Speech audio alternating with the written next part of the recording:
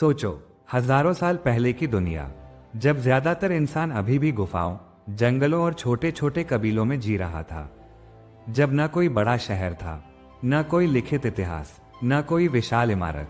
तब इस धरती पर एक ऐसी जगह थी जो रेगिस्तान के बीच जिंदगी की धड़कन बन चुकी थी, और उस धड़कन का नाम था नील नदी। दोस्तों, आज हम बात कर रहे हैं उस सभ्यता की जिसने समय को चुनौती दी, मौत को हराने की कोशिश की और इंसान को देवताओं के बराबर खड़ा कर दिया। हम बात कर रहे हैं एंशिएंट इजिप्ट की। कल्पना कीजिए, चारों तरफ दूर दूर तक फैला हुआ सूखा रेगिस्तान, गर्म रेत, तपता सूरज, जहां एक बूंद पानी भी किसी खजाने से कम नहीं। लेकिन उसी वीरान धरती के बीच से धीरे धीरे बहती है एक नीली रेखा, नील नदी। ये नदी सिर्फ पानी नहीं लाती थी, ये नदी जिंदगी लेकर आती थी। हर साल जब बरसात के मौसम में नील नदी उफान पर आती, तो अपने साथ पहाड़ों से बहकर लाई हुई काली उपजाऊ मिट्टी भी लाती, और जब बाढ़ का पानी उतरता तो पीछे छोड़ जाता एक ऐसी जमीन जिसमें बिना ज्यादा मेहनत के फसल उगाई जा सकती थी। यही वजह थी कि रेगिस्तान के बीच एक हरा भरा इलाका पैदा हुआ, जहां इंसान ने पहली बार स्थायी जीवन बसाना शुरू किया।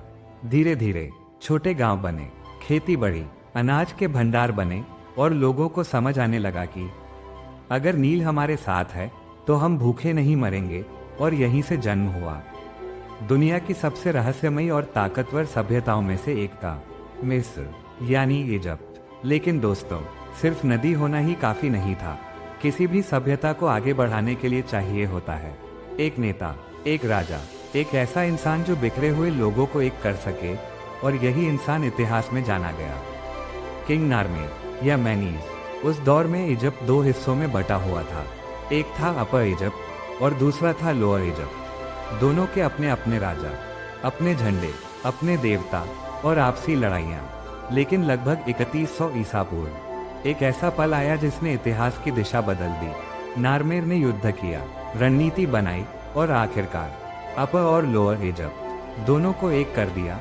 और इसी के साथ दुनिया का पहला बड़ा संगठित राज्य जन्मा। नारमेर बना पहला फेरो। दोस्तों, फेरो सिर्फ राजा नहीं होता था, फेरो को माना जाता था। दोस्तों, फेरो सिर्फ राजा नहीं होता था, फेरो को माना जाता था ईश्वर का प्रतिनिधि, धरती पर देवताओं का रूप। लोग मानते थे कि फेरो के बिना न नील बह सकती है, न फसल उग सकती है, न देश सुरक्षित रह सकता है। उसकी बात कानून थी, उसका नाम पूजा जाता था, और उसकी मौत के बाद भी उसकी आत्मा को अमर बनाने की कोशिश की जाती थी। यही वजह है कि आगे चलकर ममी बनी, कब्रें बनी, और अंत में बने पिरामिड्स। लेकिन ये सब कहानी आगे की है। अभी तो हम उस शुरुआत पर खड़े हैं, जहां एक नदी ने इंसान को सभ्य बनना सिखाया, और एक राजा ने बिखरी हुई जिंदगी को एक राष्ट्र में बदल दिया। सोचिए जरा, अगर नील नदी न होती तो शायद इजिप्ट भी न होता। अगर नारमेर न होता तो शायद फेरो की परंपरा ही न जन्म लेती। और अगर ये सब न होता तो शायद आज हम पिरामिड्स, ममीज और इजिप्ट के रहस्यों के बारे में इतनी हैरानी से बात भी न कर पाते। दोस्तों, एंशिएंट इजिप्ट सिर्फ पत्थरों और कब्रों की कहानी नहीं है, ये कहानी है इंसानी हिम्मत की, बुद्धि की, और उस सपने की जिसमें इंसान खुद को अमर बनाना चाहता था। और ये तो बस शुरुआत थी। आने वाले दौर में फेरो खुद को भगवान घोषित करेंगे, पिरामिड्स आसमान छुएंगे, और मौत भी हार मानने लगेगी।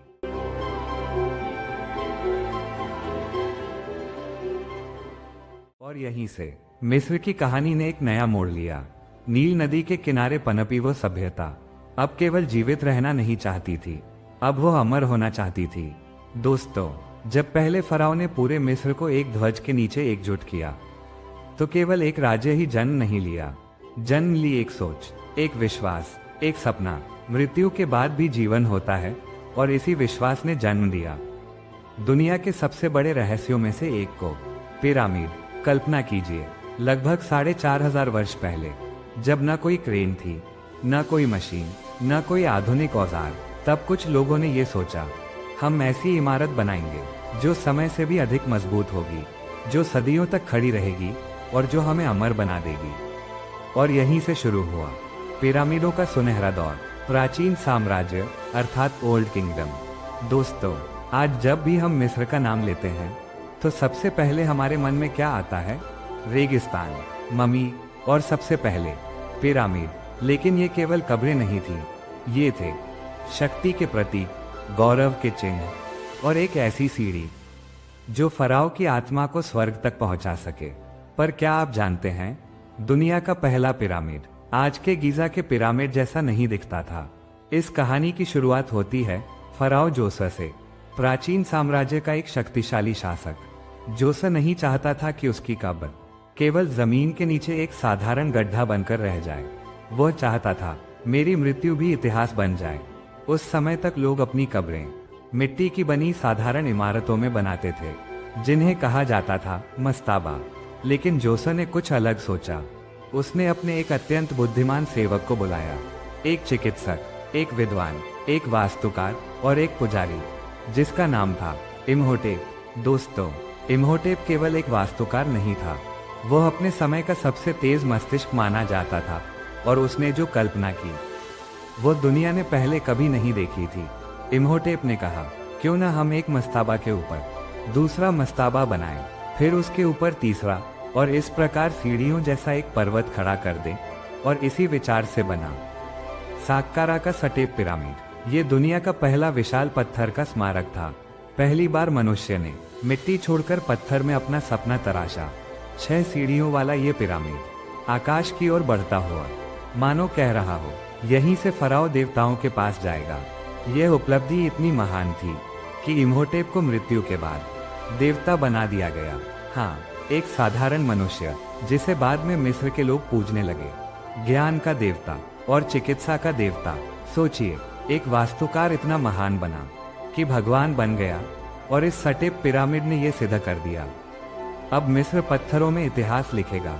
लेकिन दोस्तों, ये तो केवल शुरुआत थी। जो सबसे बड़ा चमत्कार आने वाला था वो अब सामने था। मिस्र के सिंहासन पर बैठा फराओ खुफू। खुफू ने निश्चय किया, मैं ऐसा पिरामिड बनवाऊंगा जो संसार ने कभी न देखा हो, जो इतना विशाल हो कि हजारों साल बाद भी लोग अचंभित रह जाएं। और तब आरंभ हुआ गीजा का महान पिरामिड। दोस्तों, आज भी जब कोई गीजा के मैदान में खड़ा होता है तो उसकी सांस थम जाती है। ये पिरामिड बना है 23 लाख पत्थरों के टुकड़ों से। हर एक पत्थर का वजन 2 से 15 टन के बीच। न कोई सीमेंट, न कोई लोहे की छड़, न कोई आधुनिक तकनीक। फिर भी हर पत्थर इस तरह जोड़ा गया कि 4500 वर्ष बाद भी उनके बीच सुई तक मुश्किल से घुसती है। इतने भारी पत्थर पर्वतों से काटे गए, नदी के रास्ते लाए गए, रेगिस्तान में घसीटे गए और फिर 130 मीटर ऊंचा पर्वत खड़ा कर दिया गया। आज भी वैज्ञानिक पूछते हैं, ये कैसे संभव हुआ? कोई कहता है ढलान बनाकर, कोई कहता है लकड़ी के गोलों पर, कोई कहता है पानी के सहारे। लेकिन सच आज भी पूरी तरह कोई नहीं जानता। और यह पिरामिड केवल एक कब्र नहीं था, ये था फराओ की आत्मा का द्वार। मिस्र के लोग मानते थे फराओ की आत्मा इसी पिरामिड के रास्ते तारों के बीच देवताओं के पास जाएगी। और सबसे आश्चर्यजनक बात, इस पिरामिड की चारों दिशाएं, उत्तर, दक्षिण, पूर्व, पश्चिम, चारों बिल्कुल सही दिशा में स्थित हैं, बिना कंपास, बिना जीपीएस। ये कैसे संभव हुआ? हजारों वर्षों तक ये दुनिया की सबसे ऊंची इमारत रहा, जब तक आधुनिक युग में आईफिल टावर नहीं बना।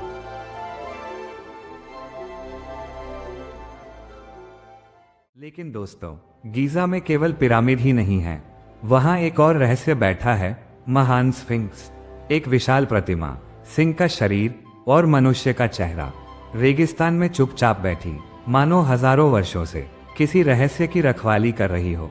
कुछ लोग कहते हैं ये फराओ खाफरे का चेहरा है, कुछ मानते हैं ये सूर्य देव रा का रूप है, और कुछ तो यहाँ तक कहते हैं ये पिरामिडों से भी अधिक प्राचीन है, स्फिंक्स के चेहरे पर बने निशान कुछ वैज्ञानिकों के अनुसार वर्षा से बने प्रतीत होते हैं। लेकिन मिस्र में तो हजारों वर्षों से भारी वर्षा हुई ही नहीं, तो फिर क्या स्फिंक्स किसी और युग की निशानी है? और उसका नाक किसने तोड़ा, युद्ध में या जानबूझकर? स्फिंक्स मौन है, वो केवल देख रहा है, समय को, तारों को और हमें। दोस्तों, ये काल केवल इमारतों का नहीं था, ये था मानव सपनों का युग। इसी समय कानून बने, लिपि बनी, गणना प्रणाली बनी, पंचांग बना, विज्ञान आगे बढ़ा और सब कुछ घूमता था फराओ के चारों ओर। फराओ जीवित भी देवता और मरकर भी देवता। लेकिन हर स्वर्ण युग अमर नहीं होता। जितनी बड़ी शक्ति उतना बड़ा अहंकार। और ये तो केवल शुरुआत है। हम जानेंगे मम्मी का रहस्य, परलोक की यात्रा, देवताओं की दुनिया और फराओ का श्राप। क्योंकि मिस्र की कहानी अभी बहुत बाकी है।